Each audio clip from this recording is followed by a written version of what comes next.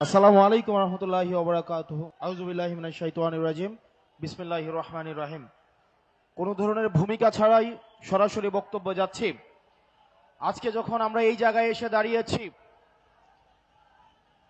সহস্রাধিক শহীদের রক্তে ভেজা গালিচা মারিয়ে তিনি লন্ডন টু ঢাকার ব্যাক ফ্লাইট ধরলেন।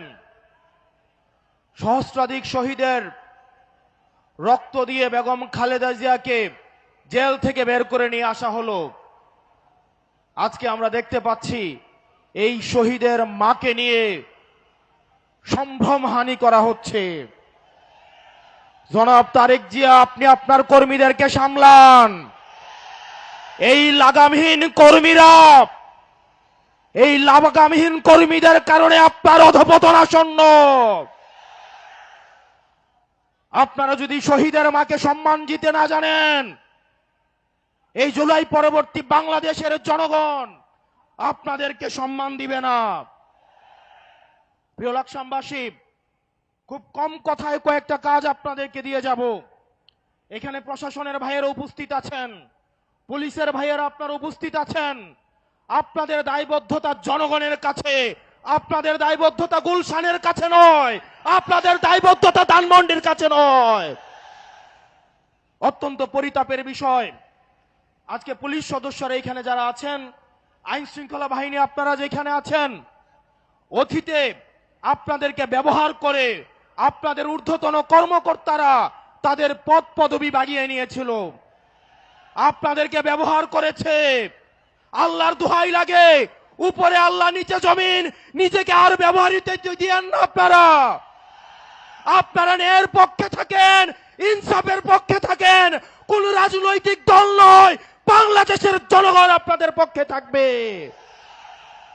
12 তারিখ নির্বাচনে প্রশাসনের ভাইয়েরা আপনাদের কাছে উদাত্ত আহ্বান জানাবো, আপনাদের কোন দলের গোলামি করার দরকার নাই। প্রশাসনের ভাইয়েরা, আপনারা জামাতে ইসলামেরও নন, আপনারা বিএনপিরও নন, আপনারা এনসিপির নন। আপনাদের জবাবদিহিতা বাংলাদেশের জনগণের কাছে।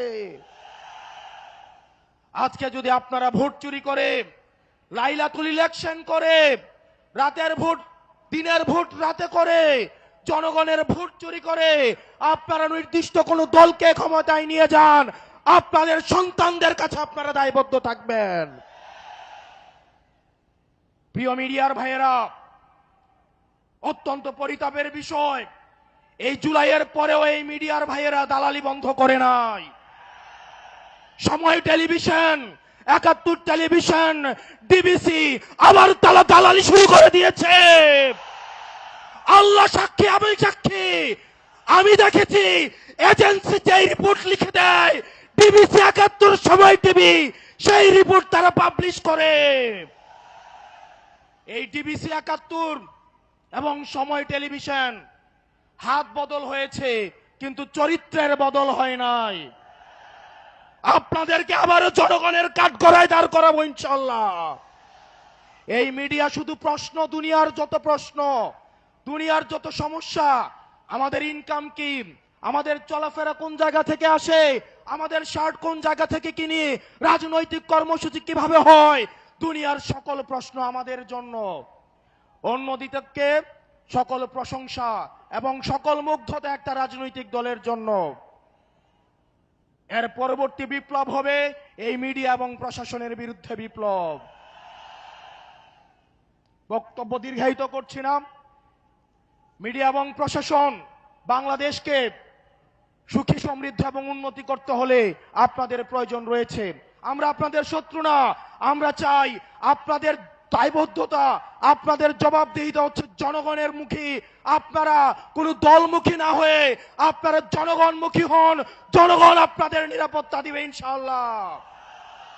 ইনকিলাব, ইনকিলাব, ইনকিলাব, ইনকিলাব, আপোষ না সংগ্রাম, দালালি না রাজপথ, দালালি না রাজপথ। সর্বশেষ, যিনি স্বপ্ন দেখছেন একজন প্রধানমন্ত্রী হবেন, উনি যখন একজন তৃতীয় শ্রেণীর আলাপ আলোচনা মঞ্চে উঠে দাঁড়িয়ে করেন, সেগুলো আমাদেরকে তাড়িত করে। জনাব তারেক জিয়া, আপনি যেভাবে গুপ্ত গুপ্ত বলে আপনার নিজের নেতাকর্মীদেরকে হত্যাযোগ্য করে তুলছেন, গত 17 বছর কিভাবে ফ্রিল্যান্সিং এর মাধ্যমে দল পরিচালনা করেছেন সেটা একবার নিজেকে প্রশ্ন করে দেখেন। আসসালামু আলাইকুম ওয়া রাহমাতুল্লাহি ওয়া বারাকাতুহু।